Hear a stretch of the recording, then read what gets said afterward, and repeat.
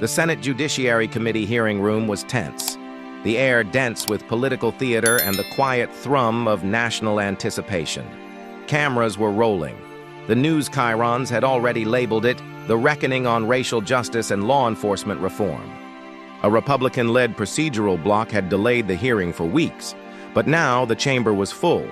Elbows sharpened, jaws clenched, alliances fraying like cheap linen. Senator Lindsey Graham, seated with a stack of notes and that signature, smug Southern drawl prepped for full deployment, leaned forward with the practiced ease of a man who'd weaponized civility. Across the dais sat Representative Jasmine Crockett, invited to testify after months of national visibility. Her speeches had gone viral, her style iconoclastic, her intellect slicing through disinformation like a scalpel through silk. She wore her signature afro, high and proud, a crimson blazer as if to say, yes, I came here to bleed your arguments dry. The hearing was supposedly bipartisan, but everyone knew it was really a public showdown. Graham had signaled as much in an earlier interview with Sean Hannity, mocking her qualifications, calling her a TikTok congresswoman who thinks law school makes her a revolutionary. Now, as the hearing commenced, Graham launched his opening salvo, his voice honeyed with condescension. Congresswoman Crockett, perhaps you can clarify for us. Do you believe shouting louder makes your ideas stronger? There was a flicker of motion as Crockett smiled faintly and leaned into the microphone. Senator Graham, she began, her voice calm but freighted with steel. I believe substance is what gives volume meaning.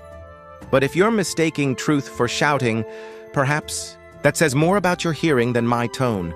The room froze, not a gasp, just a sudden, collective tightening of the spine. Crockett didn't look away, didn't blink. Graham chuckled, adjusting his glasses like a man trying to regain equilibrium on a shifting floor. That's a cute line, he said, dismissive. But let's get serious. You've spent a lot of time criticizing the justice system, yet you've served it as a public defender. Isn't that a contradiction? Or do you just play both sides, depending on who's watching? Crockett's smile vanished. Let me tell you what's contradictory, she replied. It's a man from a state that has the highest black incarceration rate per capita lecturing me about consistency. I was a public defender because someone had to be. Because your justice system didn't just fail. It was never designed to protect folks who looked like me, Graham interjected, raising his voice for the first time. Let's not turn this into a racial grievance panel. This is about law, not identity. Crockett's eyes narrowed. That's exactly what I'm here to dismantle, Senator. The fantasy that law floats above identity when identity determines who lives, who dies, who gets the damn plea deal. There were audible murmurs now, the kind that leak out when history begins to tremble. As the back and forth intensified, every sentence felt like it might ignite something irreversible. Senator Josh Hawley and Senator Ted Cruz exchanged glances, like gamblers watching a poker table unravel. Crockett wasn't just counterpunching. She was rewriting the entire tempo of the room, dragging it from Graham's genteel aggression into a realm of moral confrontation few were prepared for. Graham tried again, this time framing his attack as a folksy appeal to American values. You know, Congresswoman, in the South, we believe in respecting institutions even when we disagree. I don't hear a lot of respect coming from your side of the aisle these days. Crockett tilted her head. That's fascinating, Senator, because in the South, I know. Institutions were used to hang us from trees and call it justice. So maybe, just maybe, we're past the point of paying reverence to systems that still see our lives as theoretical debates. A sharp intake of breath rippled through the gallery. Even Senator Dick Durbin, chairing the session, looked up from his notes. Graham's lips twitched, something between a smirk and a wince. Is this what you think will unite the country? He asked. Inflaming old wounds? Playing identity politics like it's a game? Crockett turned her full body toward him now. It's not a game. It's my grandmother picking cotton under Jim Crow.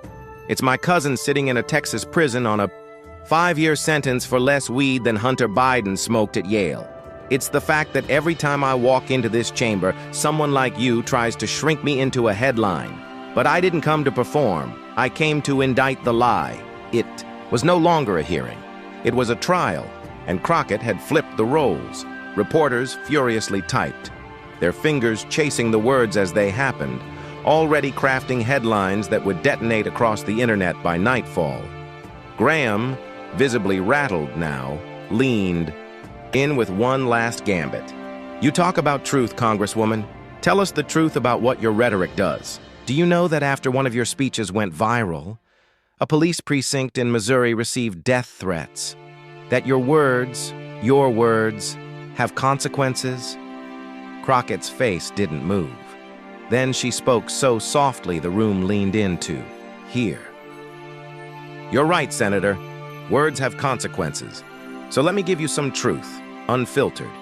When I was 13, my best friend's brother, Jamal, was shot by a cop during a traffic stop for a busted taillight. He wasn't armed. He was reaching for his registration. I remember how his mother screamed at the hospital. I remember the officer's name was cleared in 72 hours. I remember that same officer got promoted. So yes, my words have consequences. But silence has even more. The room was silent now, truly. Even Graham looked stricken, his face tight with something unspoken. You came here to mock me, she continued. But I didn't come here to be liked. I came here because I carry the names of people this government forgot. She stood then, even though she hadn't been dismissed, even though decorum dictated she stay seated. And in a voice that cut through the chamber like thunder through steel, she finished. So if my truth makes you uncomfortable, that says everything about the comfort you've built on somebody else's pain. And with that, she walked out, slowly, deliberately, past the stunned senators, the flustered aides, the roaring cameras. Senator Graham sat frozen, his mouth slightly agape, unable to summon another line. It wasn't just that she had answered him. It was that she had undone him. Across the country, clips of the exchange rocketed across platforms. TikTok, MSNBC, even Fox News replayed the moment with a kind of shell-shocked awe. A meme appeared within minutes. Crockett, red blazer, eyes locked on Graham, captioned simply, "I carry the names." Poll numbers shifted. Op-eds flooded in. But in the hearing chamber, it was that final silence that lingered, the kind that follows a seismic rupture in truth. As the gavel finally dropped and the meeting adjourned, no one noticed that Graham remained in his seat, staring blankly at the dais where Crockett had sat. He had come to mock, but he had witnessed a reckoning, and in that reckoning, something broke wide open, not just between two politicians, but between a nation and its old, evasive myths.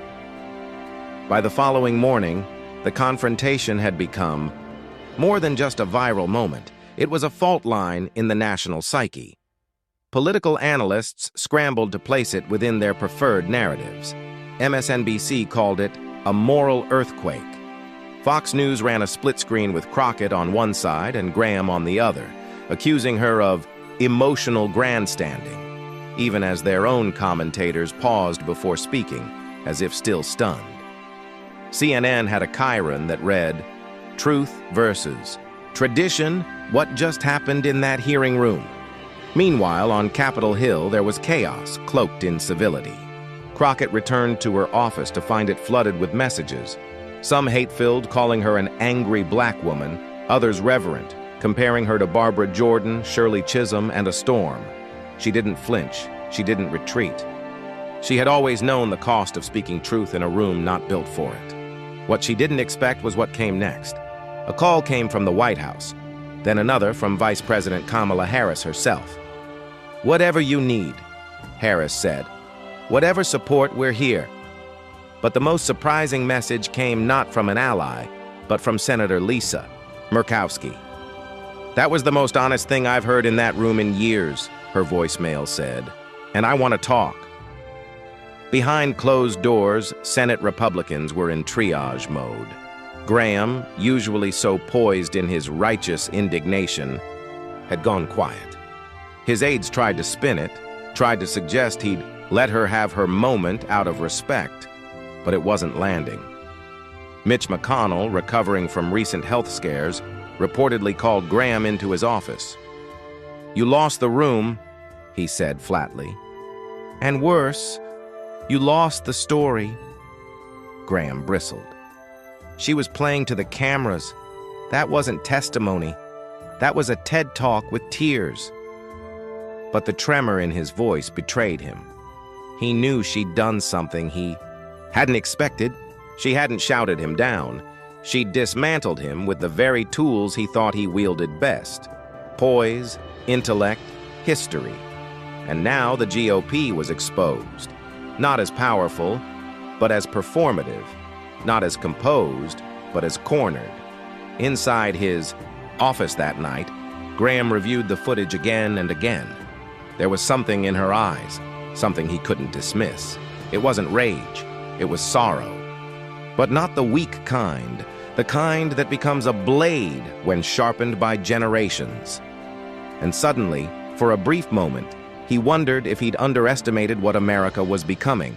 If the old playbook, smirk, interrupt, diminish, was no longer working.